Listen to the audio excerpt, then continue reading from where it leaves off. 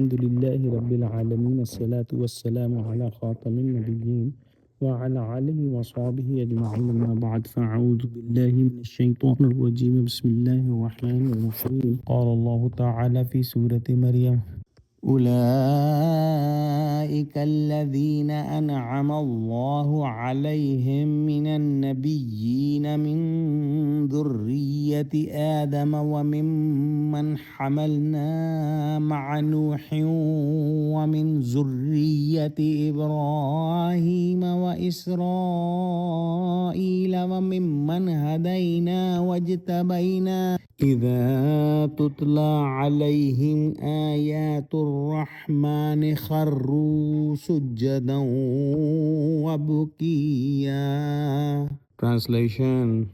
They were those to whom Allah subhanahu wa ta'ala had bestowed his favor from among prophets of progeny of Adam and those whom we carried in the ship with Nuh and the descendants of Ibrahim and Israel and of those whom we gave guided and chose. When revealed verses of Rahman were recited to them, they fell down prostrating and weeping. This is the ayah sajda of Surah Al-Maryam. So please perform sajda and prostrate. From Prophet Adam, peace be upon him, down to this point, all the prophets who have been mentioned were among those upon whom Allah subhanahu wa ta'ala has bestowed his special favors and blessings. This includes the descendant of Adam, the descendant of whom we carried with Noah, meaning Nuh alayhi salam and his companions, and the descendants of Ibrahim and Israel, Jacob alayhim salam.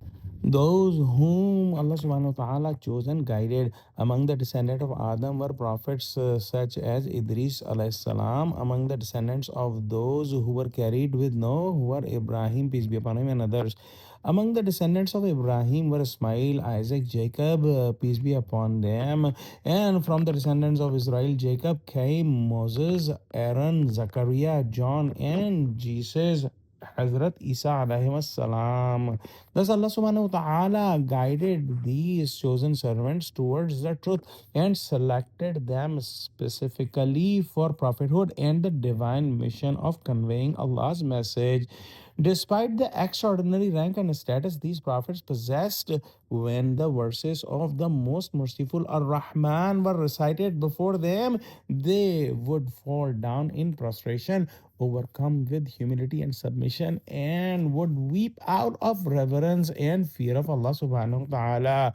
For this reason, the scholars are in agreement that a prostration of recitation, sajda tilawat, should be performed upon reciting this verse so that a person may, through his actions, seek to resemble the righteous and chosen servants of Allah. It is narrated that Umar ibn Khattab radiallahu ta'ala anhu recited Surah Maryam and performed the prostration. Then he said, "This is the prostration, but where is the weeping?" In other words, performing the physical prostration is within our ability, but attaining the heartfelt humility and tears of those righteous servants is something far greater.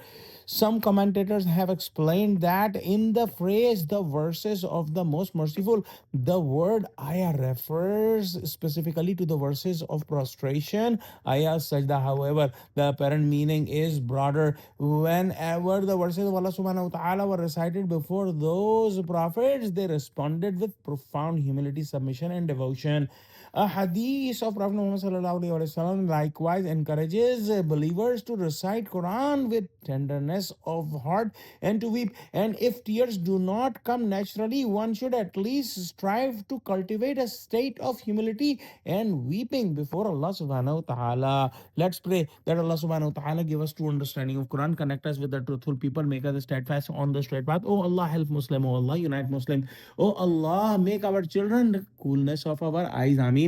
وآخر دعوانا الحمد لله رب العالمين. والسلام عليكم ورحمة الله وبركاته.